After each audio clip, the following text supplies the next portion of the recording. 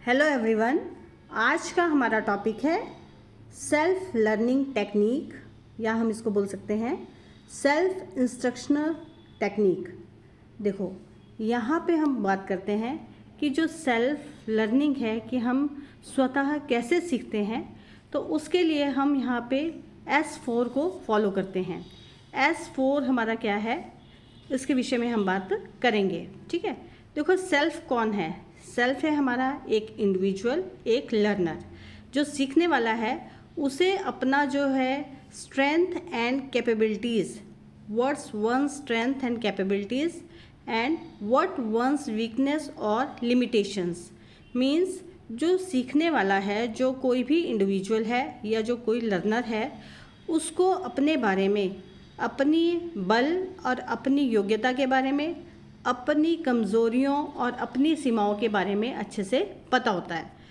ये सब पता होने के बावजूद भी हम बोल सकते हैं, इसके बाद भी जो हम S4 को फॉलो करते हैं किसी भी चीज़ को सीखने के लिए। अब ये S4 है क्या? देखो S4 क्या है?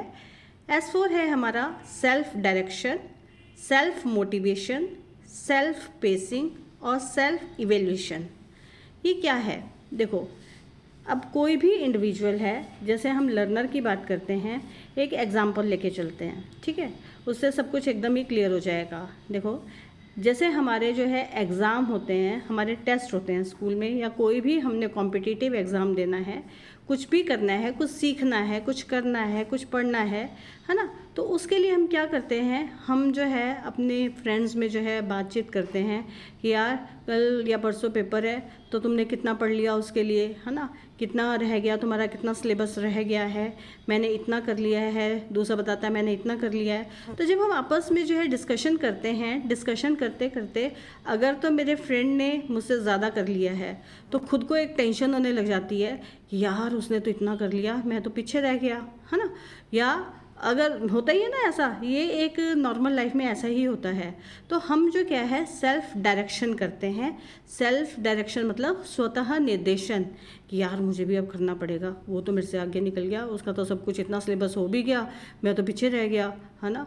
तो और फिर उसके बाद सेल्फ मोटिवेशन, अपने आप को मोटिवेट करते हैं, मीन्स अपने आप को क्या करते हैं, उत्प्रेरित करते हैं कि भाई उसका तो इतना हो गया, मैं कब तक करूँगा, चल वो इतना बैठा है ना, मैं इतनी देर और ज़्यादा बैठ के मेरा हो ही जाएगा। ऐसे ही करते हैं ना कि अगर उसने 2 घंटे पढ़ा है, तो अगर मैं 3 घंटे या 3.5 घंटे पढ़ूंगा तो मैं भी उस लेवल तक पहुंच जाऊंगा। खुद ही मतलब मोटिवेट खुद को ही करते हैं, कोई नहीं हमें बताता, लेकिन खुद को ही हम मोटिवेट करते हैं। उसके बाद है सेल्फ पेसिंग। सेल्फ पेसिंग का मतलब है कि किसी को तो एकदम ही कोई चीज़ समझ आ जाती है, मतलब अपनी अपनी गति से सीखते हैं मतलब किसी को, तो हम फ्रेंड्स हैं, फ्रेंड्स में आप लोगों ने देखा होगा कि जब हम डिस्कशन करते हैं, कोई तो फटाफट से एकदम कोई बात सीख जाता है, किसी को थोड़ा टाइम लग जाता है। तो हम जो है अपनी अपनी गति से सीखते हैं। ठीक है, अगर मान लो किसी ने जो है किसी चैप्टर को करने के लिए 2 घंटे लगाए हैं, तो हो सकता है उसी चैप्टर को करने के लिए मैं 1 ही घंटा लगाऊं, है ना, 1 आवर लगाऊं। तो ये है हमारी सेल्फ पेसिंग कि हम अपनी अपनी गति से सीखते हैं। उसके बाद है सेल्फ इवेल्यूएशन कि जब हमारा ये सारा हम इस प्रोसेस को फॉलो करते हैं, मीन्स सेल्फ में डायरेक्शन करते हैं, सेल्फ मोटिवेशन करते हैं, सेल्फ पेसिंग भी होगी, उसके बाद जब हमारा पूरा हो जाता है तो हम इवेलुएट करते हैं कि चलो भाई हमारा इतना काम हो गया।